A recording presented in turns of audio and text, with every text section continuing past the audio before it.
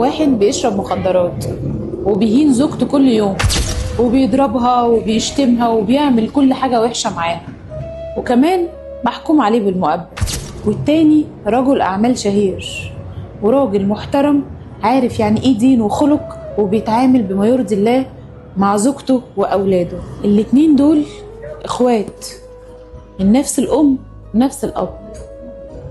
في مرة جاء واحد عرف إن الاتنين دول إخوات فسأل، قال إزاي ده يبقى أخو ده؟ ردوا الناس وقالوا له روح اسأل كل واحد فيهم إيه اللي وصله لكده. راح للي محكوم عليه بالمؤبد واللي بيشرب واللي بيعمل كل حاجة غلط واللي بيهين مراته وعياله على طول. سأله وقال له هو أنت يا ابني إيه اللي وصلك للحالة دي؟ رد عليه بمنتهى الجحود وبرضه بمنتهى البساطة، قال له أبويا وأمي. رد عليه قال له أبوك وأمك؟ إزاي أبوك وأمك وصلوك لكده؟ قال له يعني أنا أبويا كان بيشرب زي ما أنا بشرب كده بالظبط، وكان بيعمل كل حاجة وحشة، وكان بيضرب أمي على طول وبيهنها قدامنا، فأنا طلعت زي أبويا ما بيعمل. الراجل سابه ومشى لأن كان التاني بيكلمه بكلام بطريقة مهينة.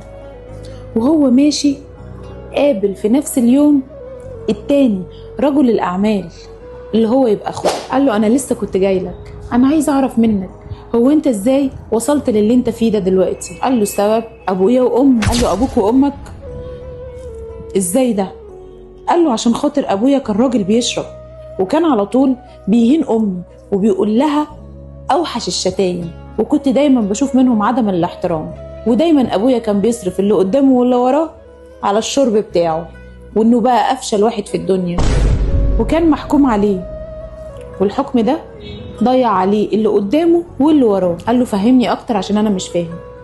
قال له يعني بمعنى أصح أنا لما لقيت أبويا كده وطلعت لقيته قصادي بالطريقة دي وإنه بيشرب وحياته كلها ضايعة وإحنا حياتنا كانت هتضيع معاه، قررت إن عمري ما هبقى زي أبويا في يوم من الأيام، وإني لازم أبقى أحسن، لازم أكون راجل صالح قريب من ربنا واسعى رزقي وابقى أنجح الناس، وزوجتي اللي هاجي هتجوزها في يوم من الأيام لازم تتعامل باحترام عشان هراعي فيها ربنا، وعيالي في يوم من الأيام يتمنوا يكونوا زي. نطلع بكل ده إن إحنا نوصل إن اللي عايز يعمل حاجة بيعملها.